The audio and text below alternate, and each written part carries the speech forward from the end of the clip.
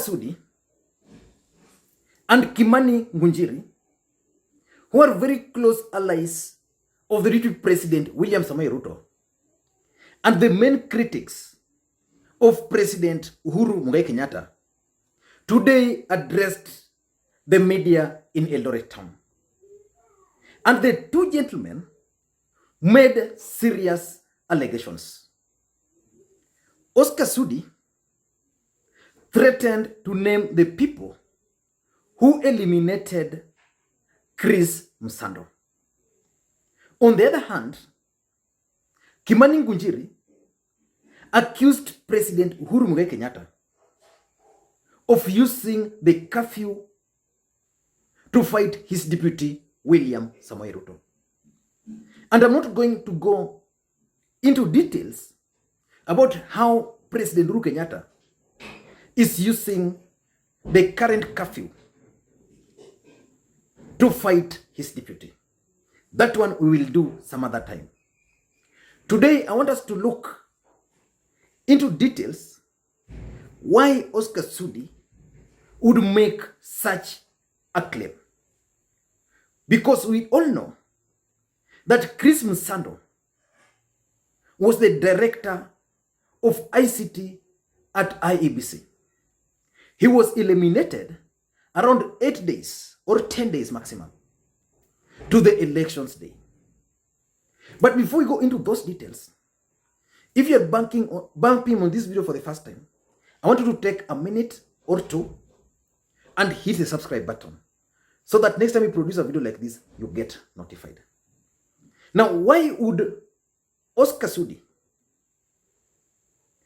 threaten to name the people who eliminated Chris Msando at this particular time when his boss and the president are at loggerhead? Why would he do that? We all know that there's a particular day on 28th of July 2017 to be precise. That's a day the family of the late Chris Msando will never forget. Because that day, Chris Msando never returned home. It was a Friday. And as usual, Chris Msando went out briefly. But his vehicle was spotted heading to South B. Then from South B, the vehicle was spotted on CCTVs headed to Thika Road. And the person who was driving that vehicle on that fateful night from South B was not Chris Msando. He was slender, but he was putting on Chris Msando's shirt. This is why Oscar Sudi should be arrested, for example, so that he can give details on what really transpired to Chris Msando. So that 28th is a day these guys will never forget. And for those who remember, when it reached in the morning, now on 29th, Chris Msando didn't go home. Chris Msando had 4 phones according to the wife. So he didn't go home. So the wife was worried because the country was already charged. Chris Msando had promised the nation that he was going to deliver a free, fair, and credible elections. The stakes were just too high. So when Chris Msando didn't report home, all his 4 phones were not going through. The wife was concerned and notified the IEBC chairman, Wafula Chebukati. So when he notified Wafula Chebukati, then Wafula Chebukati notified the commissioners. So it became apparent that around 9 a.m., Chris Msando's phone was used by someone to send a message to one of the commissioners. And the message was simple. Chris Msando was actually assuring the person, the commissioner, that he's well aware of the task ahead and he knows what is expected of him and he will be reporting to work. But he didn't report. That was on Saturday morning. Then on that Saturday morning, Jubilee Party was supposed to also have another major rally in Kitale. I remember this because Chris Msando case is something which is still fresh on my mind. So they were supposed to hold a major rally in Kitale.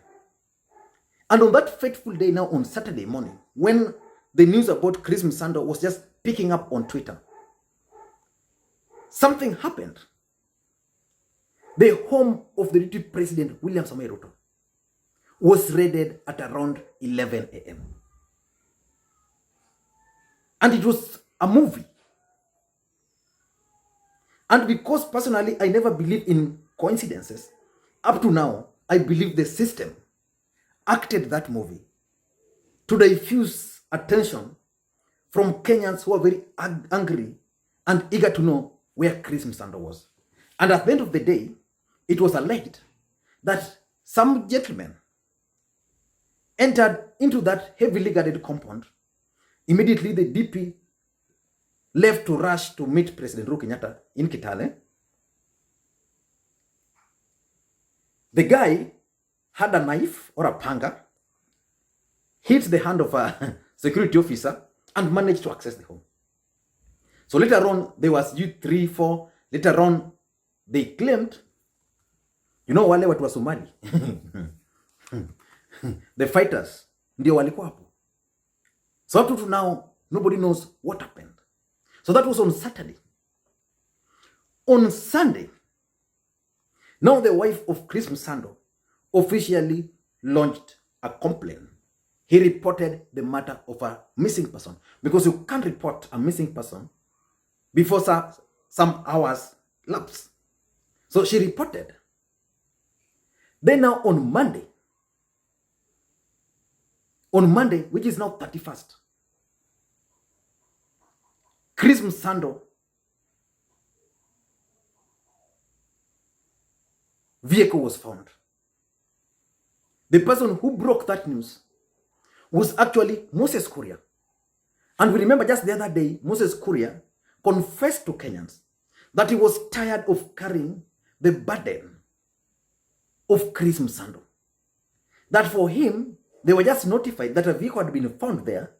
So together with Sabina Chege and other Jubilee supporters who were somewhere preparing to go for a rally, rushed there and they found the vehicle.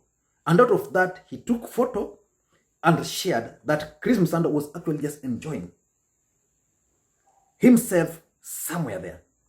Then immediately, he found the vehicle. Of course, people were asked there who brought that vehicle. And they gave a description of a tall man. Chris Msando was not tall. So it means the people who eliminated Chris Msando drove that vehicle and dropped it there.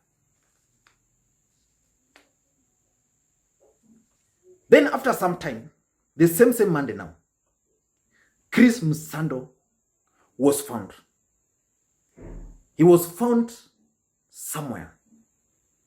And he was found with a young girl. Chris was the first person to be found. According to the chief pathologist, Chris Msando was strangled. And one of his arms, something was inserted. Although there are people who claim that one of his fingers was actually chopped off. So the myth, what people are saying is that that finger was actually chopped off so that they could use it to open or to access the voter, the Kim's kit, because this guy had refused to do it. So they had to eliminate it, take the finger, and use that. So that's how Chris Msando lost his life. He is left a widow. Chris Msando left a young family. Chris Msando left a mother. And the mother of Chris Msando just had one prayer, that he just want to see who did that to the son. So Oscar Sudi even if anything, should go to the mother of Chris Msando and at least tell the mother that personally I know what happened. I know the people who are responsible. And they did this because your son did this mistake. Because as far as I'm concerned, Chris Msando was just doing his job. If you are employed as an ICT officer and you are given job description and you are told to deliver free, fair, and credible elections which cannot be manipulated, then that's what he ought to have done. Remember, the former ICT manager, Bahati, had just been kicked out. And Chris Msando was just promoted. Chris Msando his name is Chris Msando. So the main reason why Chris Msando was probably promoted was because of the name. People thought probably it's a Kikuyu or it's not a Luo. Chris Msando, that's not a Luo name in any way. But that's that. Now back to the main issue. Why would Oscar Sudi make such a revelation right now? This guy died in July 2017. We have 2018, 1 year, 2019, 2 years, 2020, almost 3 years. Why has he been silent? In my view, Oscar Sudi is bringing up this thing right now because of the following reasons. Number one, I think Oscar Sudi wants to scare or intimidate the system. As a matter of fact, Chris Msando was not eliminated by ordinary thugs. Chris Msando was not eliminated because of that young girl, innocent girl. Chris Msando was not eliminated because he went home late or he was driving late in the night and thugs. Chris Msando was eliminated because he was going to deliver election results and probably he was not cooperating. So the system probably are the people who engineered this. Even if they didn't engineer it, they know the people who did this. So why is Oscar Sudi bringing up this issue right now? He wants to scare the system because the system is currently fighting them. So that's number one. Number two is just reminding the government and every other person in government that hii uchafu munasema kila mtu ako nayo. Mukileta hii, wacha nilete hii. And this is why I would be much interested in the system or in the government actually arresting Oscar Sudi and charge him with conspiring to defeat justice and also to assist in investigations. I'm not aware that the investigations into Chris Msando's case had been closed.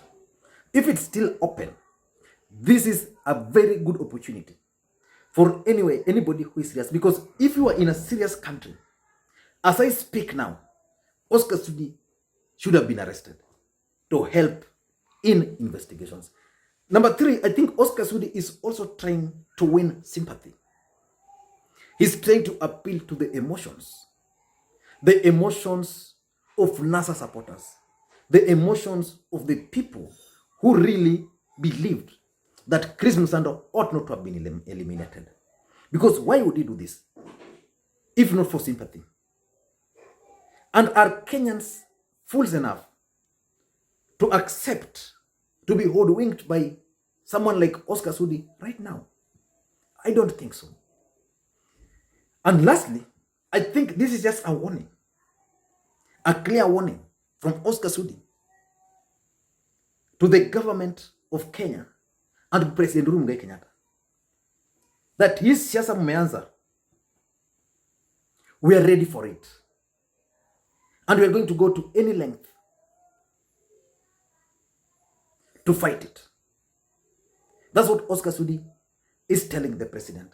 Because there is no way Oscar Sudi can address the media during this crisis and issue such kind of very heavy allegations. I don't know what you think. And I want to ask you a question. Why do you think Oscar Sudi is now willing to name the people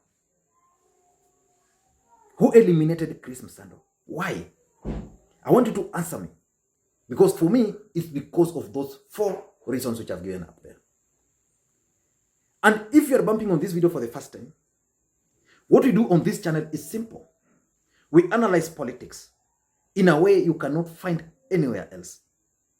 So the best thing you can do is just to hit the subscribe button so that the next time we produce a video like this, you automatically get notified. Thank you guys. And to the subscribers, kindly help me create interactions. You do that just the way I always say here, giving the video thumbs up or thumbs down if you don't like, and if you like, because we can improve. Also, just leave your comment.